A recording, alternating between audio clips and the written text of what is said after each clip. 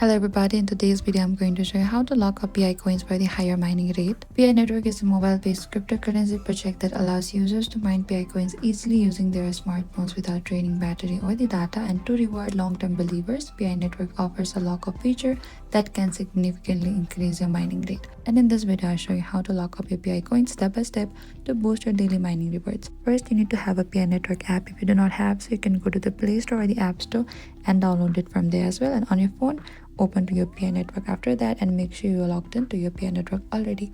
And after, when you reach into this Pi network dashboard, in the top left there's a 3-line icon. Select to this 3-line icon here, and once you open to the 3-line icon, it will get on the left dashboard. Find the mainnet just below the home. Over here you can choose how much Pi you want to lock up: 25%, 50%, 90%, or even 100%. And the higher percentage, the higher your mining boost will be. And longer lockups give you the maximum mining rate increase, and once Pi is locked, it cannot be used or transferred until the lockup periods end, so choose carefully. And that is how you lock up your Pi coins to earn a higher mining rate. Don't forget to like, share and subscribe, and if you have any trouble or confusion, please comment down below and we will reach out to you very soon.